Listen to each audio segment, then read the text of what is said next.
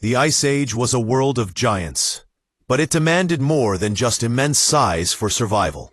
It required specialization. On the frozen plains of North America, two apex predators reigned supreme, each representing a completely different path to dominance. One was the ultimate pack hunter, relying on cunning and numbers. The other was an unrivaled behemoth of pure, intimidating power. Welcome back to our channel. Today we're pitting strategy against sheer scale. We're unearthing the high-stakes rivalry between the direwolf, the largest canid to ever exist, and the giant short-faced bear, the continent's most intimidating predator. These were the true colossal hunters of the Ice Age. Our story begins with the pack.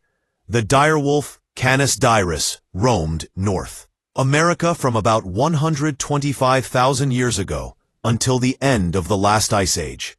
While resembling the gray wolf of today, the direwolf was a heavier, stockier animal, built not for endurance running, but for delivering a crushing bite. Weighing up to 150 pounds, the direwolf possessed a larger, broader skull and exceptionally powerful jaws. Its teeth were thicker and blunter than a gray wolf's, suggesting a preference for crushing bone, perhaps to consume every bit of its prey, nutrient from the tough, megaponic carcasses of the Ice Age. The specialization hints at a highly competitive environment where food resources were scarce. But the true power of the direwolf was its social structure. Evidence from massive bone beds suggests they lived and hunted in large, coordinated packs, relying on complex communication and superior strategy to take down prey like Ice Age horses, bison, and even young mammoths. Their intelligence lay in their collective action, a strategy that no solitary predator could match. Now meet the titan. The giant, short-faced bear, Artois simus, was the largest mammalian terrestrial carnivore of the Ice Age. This creature was the very definition of brute force, an animal built to dominate through sheer, terrifying size.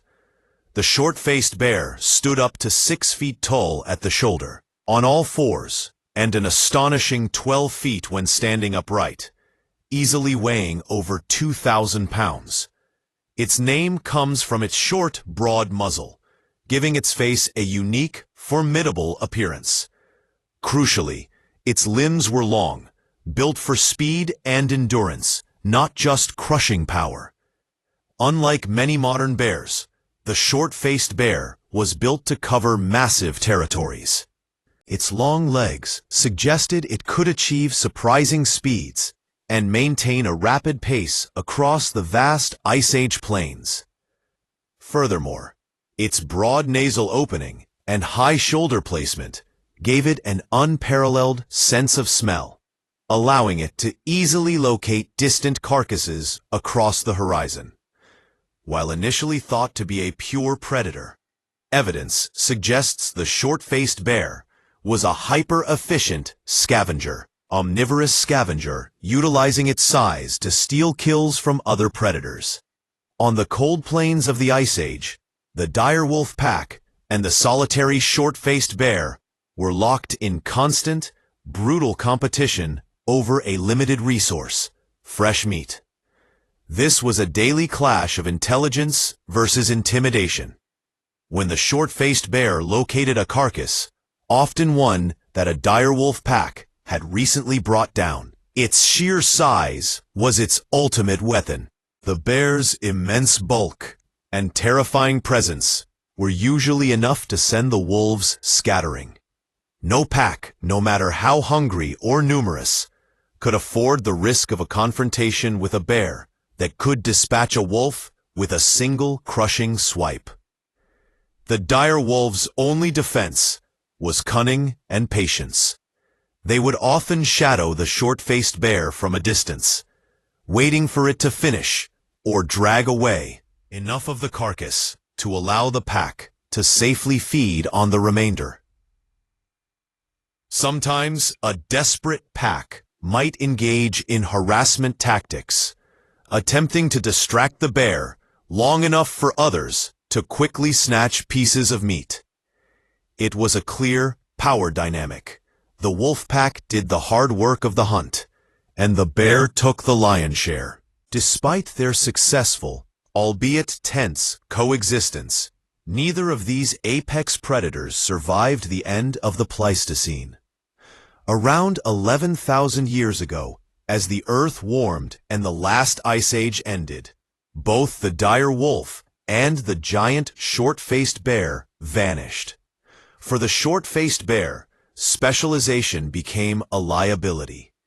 Its massive size required vast open territories and immense amounts of calories. As the mammoth steppe shrank and the large herbivores it relied on disappeared, it couldn't adapt quickly enough to the new fragmented forested environments.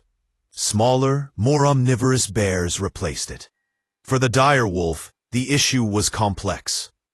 The disappearance of its favored large prey base, combined with intense competition from the rapidly adapting gray wolf, and critically, the rise of human hunters proved fatal.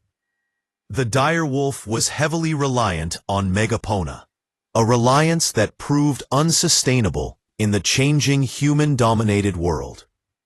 The gray wolf, smaller and more versatile, survived. The specialized dire wolf did not. The rivalry between the dire wolf and the short-faced bear illustrates the diverse paths to supremacy in the ancient world.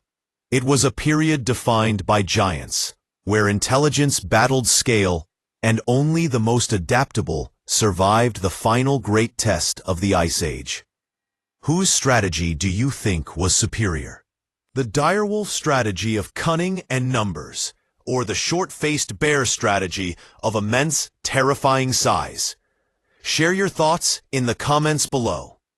If you're ready for more incredible journeys into Earth's astonishing prehistoric past, make sure to like this video, subscribe to our channel, and hit that notification bell so you never miss our next adventure. Keep exploring the grand wild history of Earth's prehistoric past. Our planet with us.